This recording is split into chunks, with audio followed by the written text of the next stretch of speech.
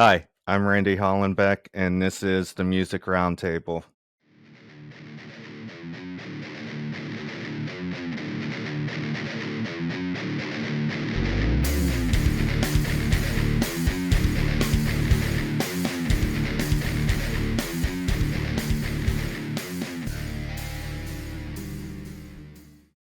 Today on the show, we have alternative rock band The Neverafter.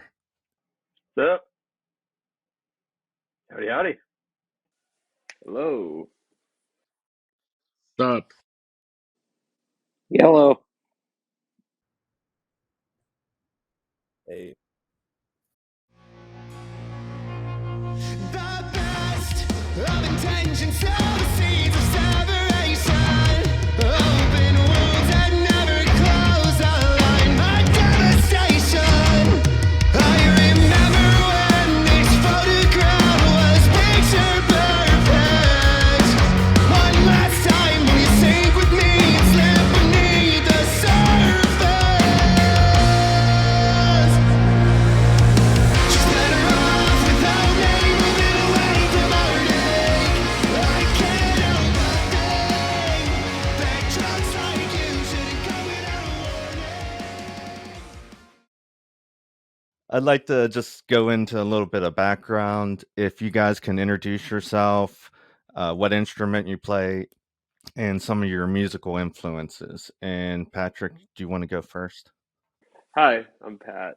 I play guitar for this group, and my musical influence is a lot of the heavy 2000s, early 2000s, mid 2000s slash early 2010s emo. So like Armor for Sleep, Taking Back Sunday, Senses Fail, Boys Night Out too, a little bit, and that's me. Connor? All right. I'll try and make this long so that Tim has time to get back in here. uh, so I'm kind of all over the place, honestly. I mean, I grew up listening to bands like Metallica and 80s thrash, and then I just, progressively got into much heavier music. It wasn't until honestly recently, I shouldn't say recently, but like within the last 5, 6 years that I got a little more into like these, types of emo 2000s bands, the nostalgic stuff like Silverstein, um, Neck Deep. I mean, obviously, Sum 41's always been there in my back pocket, but uh, I guess I should also say I sing, but I'm a guitarist first. I play guitar in another band, so uh, I've just been, the Never After has been kind of a new adventure. So, yeah, for the Never After, I sing, and then for the Never After, I draw a lot of inspiration from bands like A Day to Remember, Neck Deep primarily. I like to listen to those two. I really just like the way that both those vocalists put together the way they structure their lyrics and vocal patterns. So I try and draw a lot of inspiration from those guys. Okay. Jimmy? Jimmy. I play bass for the Neverafter.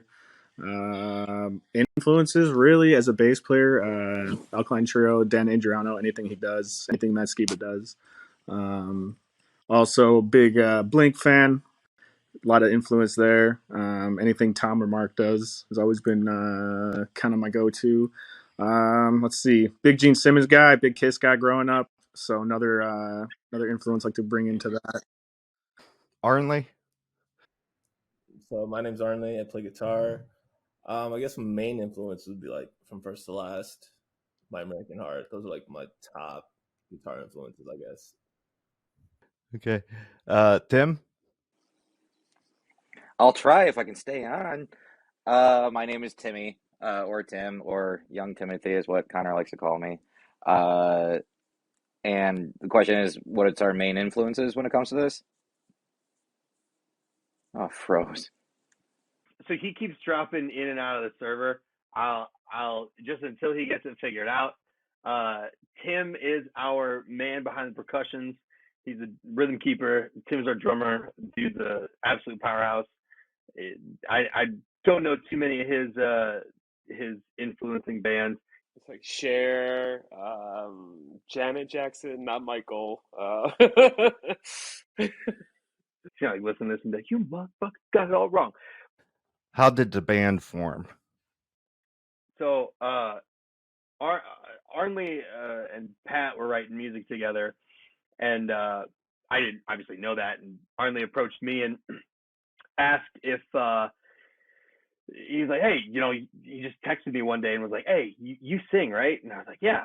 And so he sent me a demo that was that would eventually turn into Distress Call, and I just put some lyrics over it, put a melody over it. I think I literally just did like a chorus and like a verse or something like that. It wasn't a full song, and I sent it back to Arnley and Pat, and they were like, "Yo, this is sick. This is perfect. Let's kind of get the ball rolling. Let's add some, let's see if we can find a bass player and a drummer." And Tim and I had previously tried to do a side project because he's also in like legitimately in two other bands, Fool's Brew and the Runaround.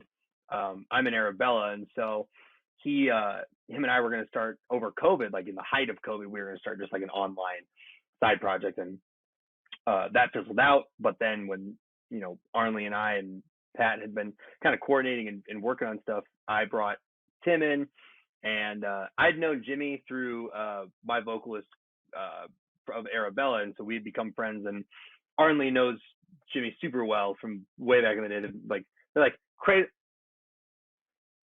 Well, and so like it was a no-brainer. Got Jimmy on bass, and then just started like literally just kept like just writing out demos and kind of figuring out things. And the biggest probably the biggest goal at the time was to just get in the studio and record this single, just see how it sounds, and kind of take it from there. And when we did that and we got the final product back, we went from being this side project to hi Tim. We went from being this side project, just mess around in our free time type of deal, to really pushing forward and being like, hey, like we actually got something cool here. Let's really keep going with this. So that's kind of how the band started. I mean, we're not even a year old. So, you can still this could still be included in our, like a year from now, this could all be included in how we got started story. So. How did you guys come up with the name for the band? Oh man, that one was so I was actually working on a short film at the time, and that's how I met Connor. I brought him in onto the short film, and like halfway through that, we started talking about this band, and we were like going over names, and the Neverafter was actually the name of the band in this short film, and it kind of just like clicked. What city are you guys based out of? The greater Chicago area. So we're kind of like, it's kind of funny. Like, I mean, Chicago. Like, not all of us are in the same shit. I think each of us lives minus now, because like in the last like 6 months, 3 of us have like moved. So like we're all like 30, 45 minutes away from one another. But Chicago. We'll just keep it in Chicago. When the pandemic hit and live music shut down for that whole year, what did you guys do during that time? lot of live stream concerts. A lot of live stream concerts. I was I was investing in Dogecoin. No, for real. On the real though, like Arlie and I were working on a different project called Waves, where it's just instrumental, catchy, like post rock kind of stuff. Like "This Will Destroy You," "Explosions in the Sky" kind of things. And at the end, towards the end of it, once everything started opening back up, we shifted to this, like the stress call, like Connor mentioned earlier. So that was our little thing. Yeah. When the lockdown lifted and live music returned, did you like notice a new energy and engagement with the crowd? You know, so at least from my perspective, like I said, I'm in a band called Arabella. We've been around in Chicago for the last 5 years, and like all 5 of us know what the Chicago scene, and even several of us who have toured like knew what other scenes were. So having what it was in 2019 to what it is now, it's just not the same. realistically, like it just feels, and I've talked to other bands and other, of all different tiers about this, just kind of friends, just kind of picking their brains, and like there's like this weird, and maybe I don't know if it's the same for your local music scene, or anyone else that's listening, but at least in Chicago, it just feels, from someone that was playing shows all the time, either in Chicago or around the area, uh, it just feels different. It feels like um, there's still this lackadaisical, non-driving attitude, and I'm not saying that bands are being lazy or anything like that. I'm just saying that, like, there's just this almost lack of energy that used to be there, this like fire, this crackle of like, there's this show happening this weekend, and this show happening this weekend, and this band's going on tour, and this band's doing a weekend run, and this band's in the studio. And, that is, I thought that when the lockdown had been lifted and shows could resume again, that would just come back like full force, just like a driving force, like a freight train.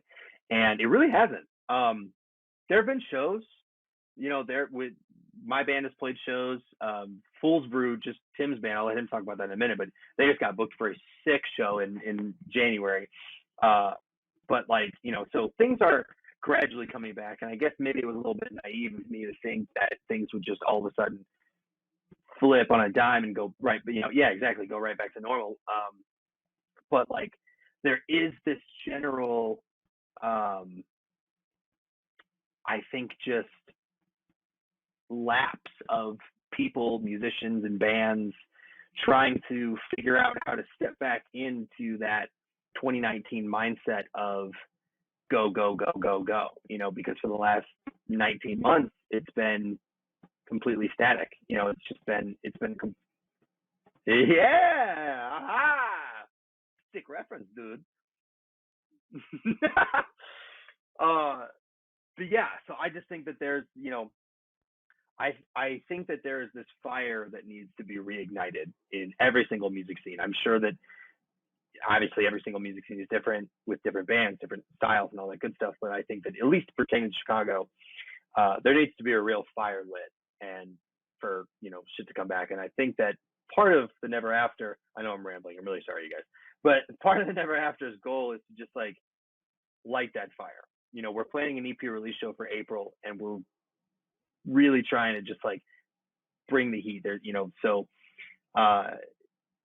yeah, with that being said, hopefully things kind of resume back to pre-COVID days.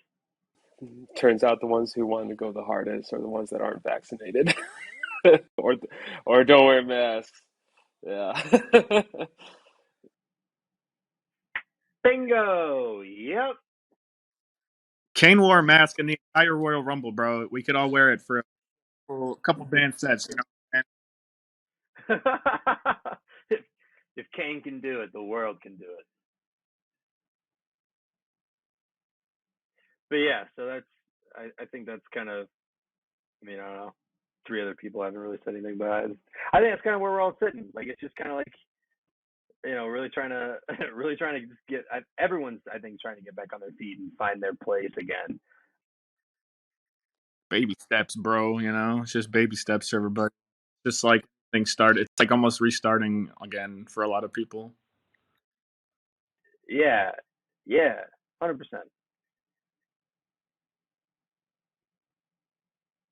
100%. Yeah, it's weird, right? Like, none of us have ever had to, go through anything like this, and for to just all of a sudden, like,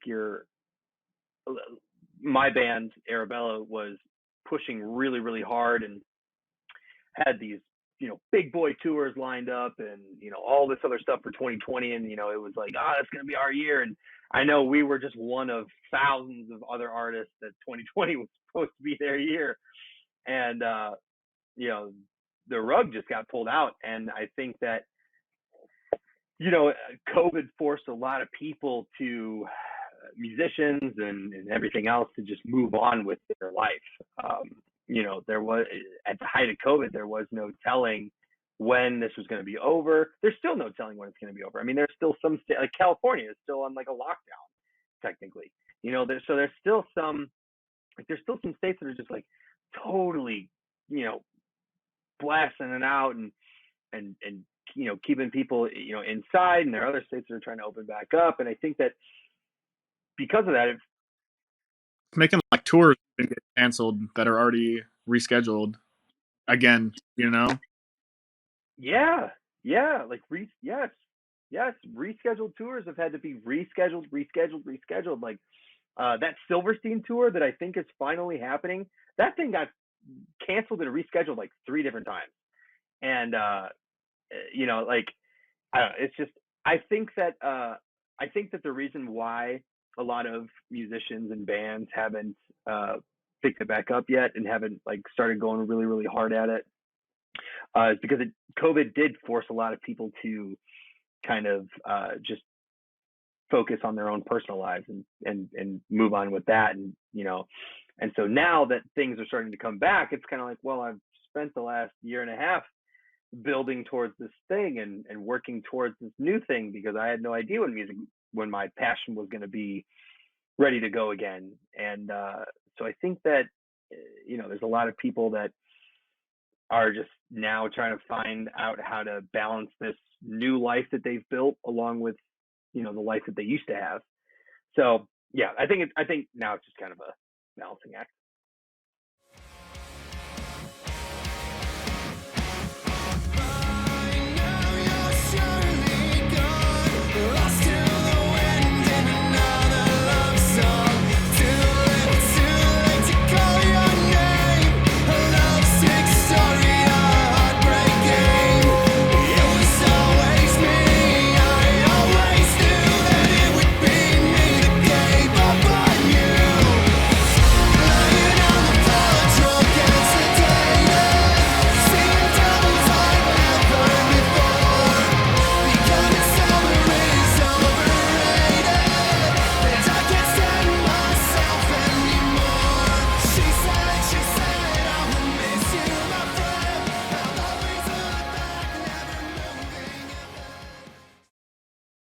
I wanted to go into some of your songs here. Distress Call, you released in October, and it got kind of like a classic modern rock sound to it. And can you tell us how that song came together? So, I literally just wanted to write 2005 Census Fail emo style music, and I invited Pat over, and we just wrote that one out.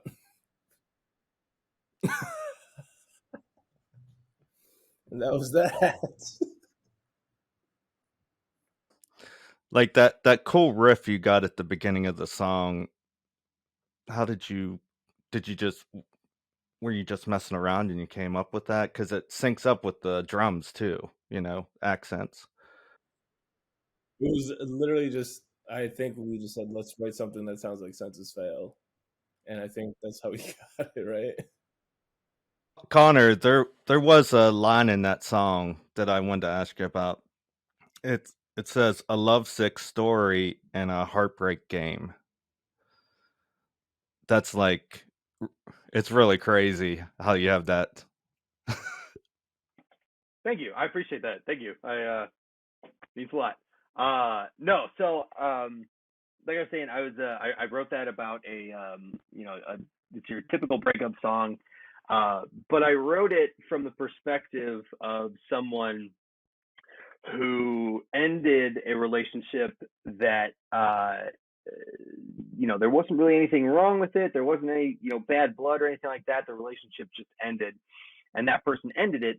And I was writing it from the perspective of someone who ended a very long relationship uh, that was growing to realize that perhaps they'd made a mistake.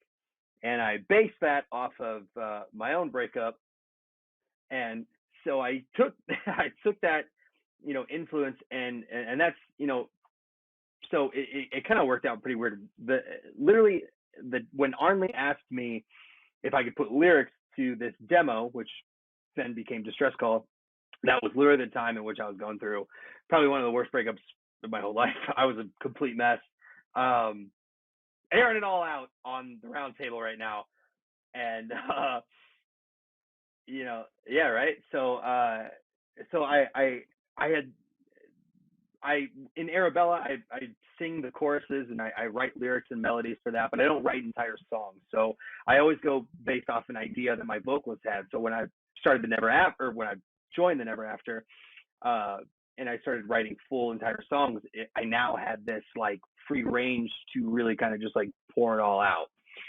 And I love, like I said, I love when vocalists, kind of like what Pat said, like when vocalists tell a story and their words and their alliterations and everything they say, like just really flows really well and kind of hits you and you makes you think about a certain topic that maybe is a common topic, but it makes, the words make you think about it a little bit differently. So um, I came up with the line, a lovesick story, a heartbreak game, uh, from the lovesick story portion is just kind of being like, that that typical post breakup, like, holy shit, my world is falling down around me. This sucks. And, heartbreak game, that's, I kind of took that like, that's a relationship, right? Like a relationship is kind of like a game.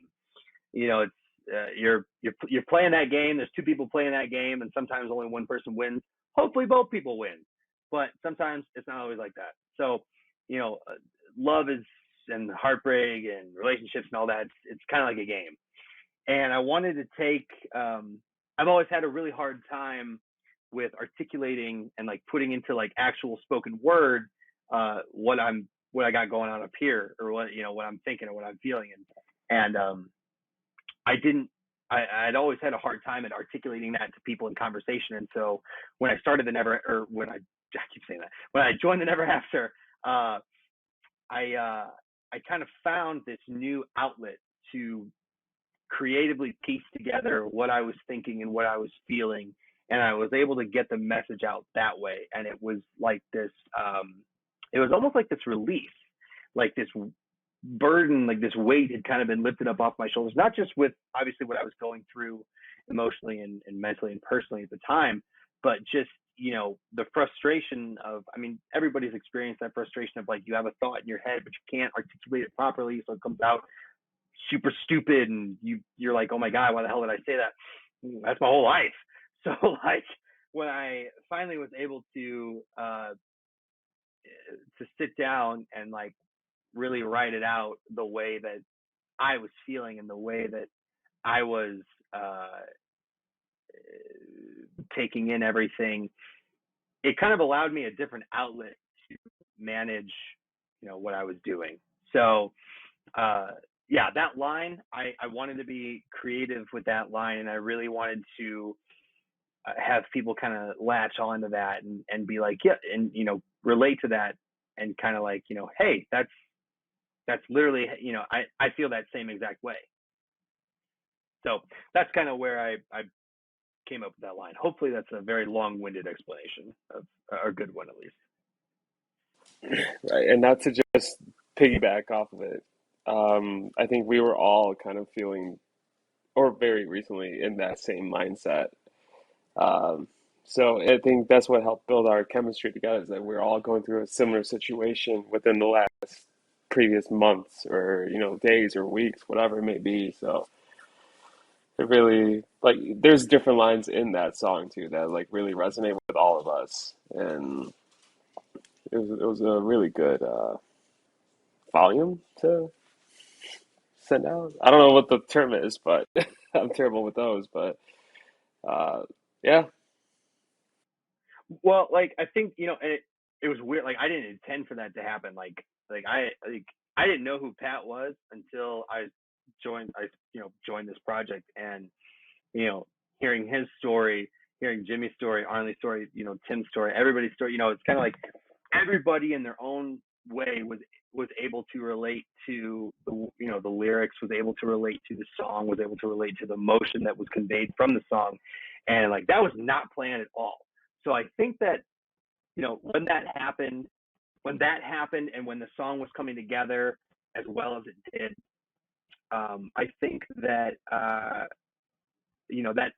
literally exactly what Pat said. That kind of really sealed the deal on our chemistry and really kind of brought everybody together closer.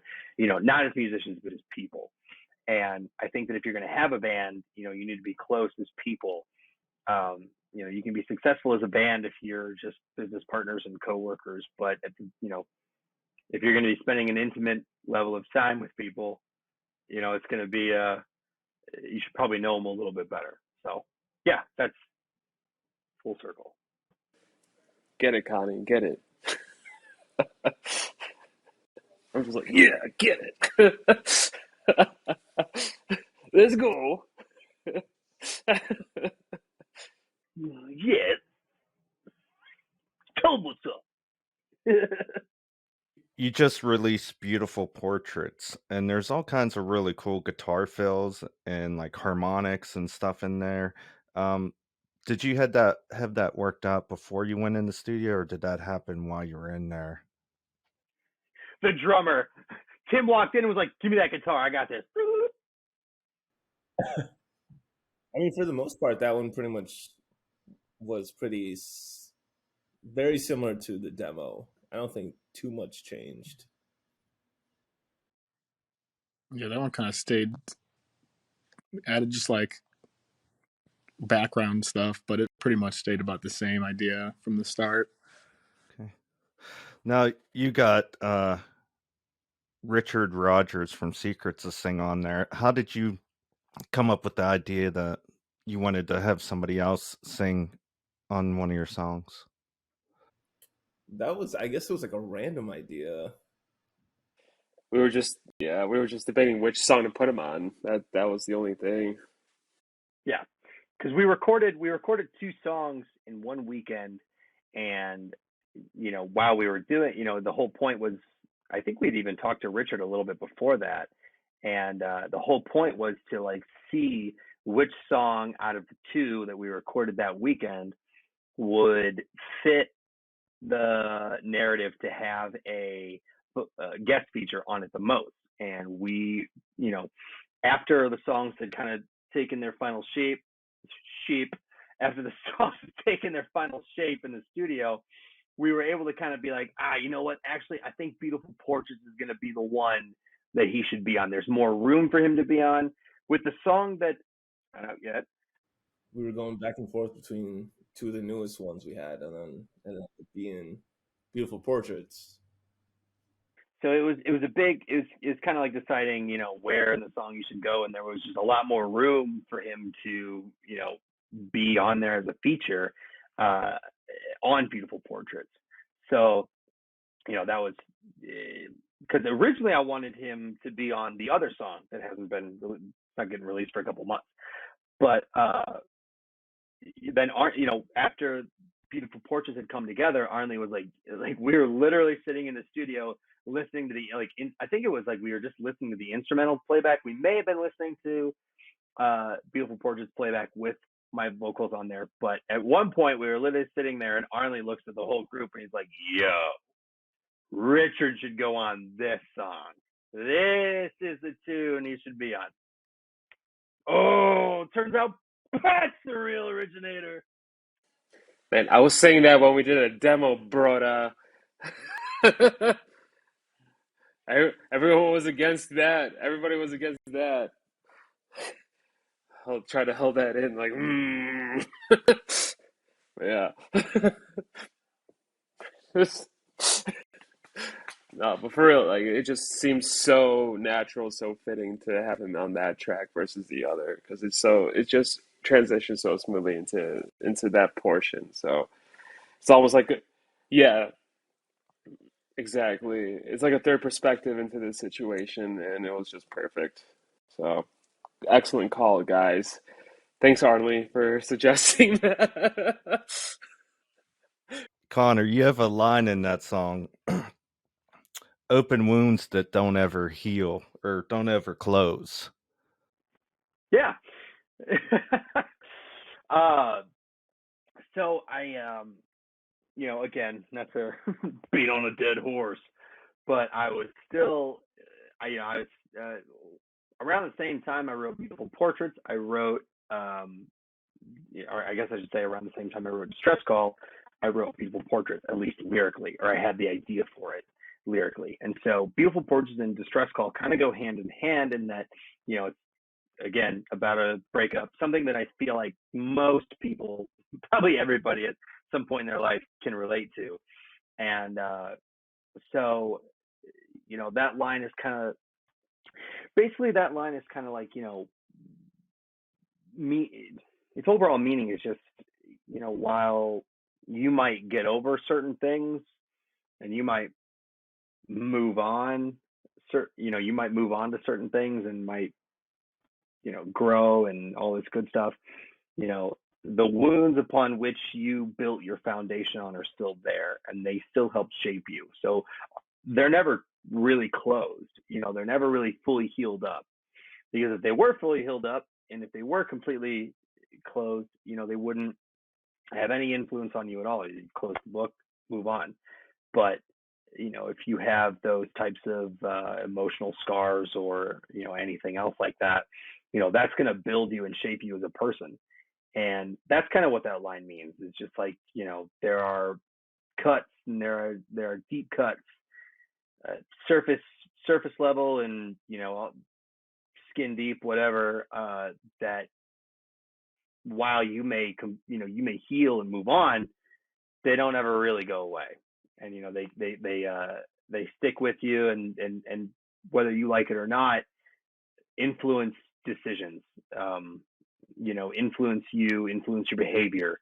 There's a reason why the term baggage exists. If you carry that baggage may be behind you, but that baggage has also, influenced and shaped you and built you as a person. And, whatever course you're on, that course is, driven and figured out by, by the wounds that broke you. So yeah, that's kind of what that line means. Actually, that's exactly what that line means.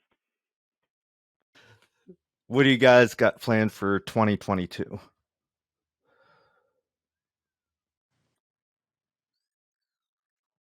More music. That's like a typical answer, but working on. We got another song recorded, waiting to release. Sorry to steal this, guys. Just kind of took it and ran with it. And then we're working on putting together a show in April. If all goes according to plan. Mr. Connor here is pretty good at running those ropes on the promoter side of things, so we're kind of putting his hands to get a good, nice show together. But yeah, definitely more music and maybe more random goodies. I don't know. We've talked about a bunch of random little ideas like live stream or like playthrough stuff like that. Just like want to put content out there, just content no matter what, but just to keep people coming back, Right now, it's down to 2 different venues in Chicago where we're going to do our EP release show. And either venue, if it happens, I'm stoked. But it would be hopefully in late April. We've already got a couple bands, confirmed on it. So literally, it's just kind of like finalizing that last detail. And then once we get that out of the way, we'll be doing the shows, on a fairly regular basis. Most of us have other bands that are our main projects. Jimmy's in a band called Tragic Figures. Sorry, Jimmy, I don't mean to like steal that away from you. But like Tim said, he's in 2 other bands. Tragic Figures, shout out one time, let's go. But like Tim's in 2 other bands. I'm in another band. So like there are other things that we're working around. So it's kind of just after the EP release show, it'll be nice to have this outlet to take these songs and actually be able to play them live. Fun fact for anyone that's listening, knows us, or is curious, we haven't even practiced live one time. We're getting ready to do that here pretty soon. So that's also super super exciting. So and the nice thing too is that nobody in this band is an experienced musician. Everybody has been in a band or in a musical composition at one point in their life. So not having practiced after writing now 4 songs, nobody's really like dying over it. Like we're gonna be able to get into a live practice session, and I know it's gonna take a couple of times max to before we get the feel and before that chemistry starts flowing, in our live performance. And that's part of what has me super confident for our EP release show, for any show after that, is that every single person here has live performance experience, has experience performing in, other bands, writing, touring, all that good stuff. So um, for me personally, I have no qualms or worries about it. How can we get a hold of you guys? Instagram, Twitter, Facebook? Telegraph. Yeah, we don't really do anything by modern day. Just kidding. We're on Pure Volume. Catch us on OnlyFans. Oh, there you go. No, our Instagram is _Neverafter. Same for Twitter, Facebook. You just look up the Neverafter. You'll see our beautiful faces on there. That's all the questions I have. Thank you guys for coming on the show today. Do you guys got anything else to add? Nope. Yes, thank you. Thank you. That's it, baby. And EP's coming out when? Late April. There's no set date, but late April. That's the target date for it. Give or take. Soft April. Yeah, give or take a few weeks.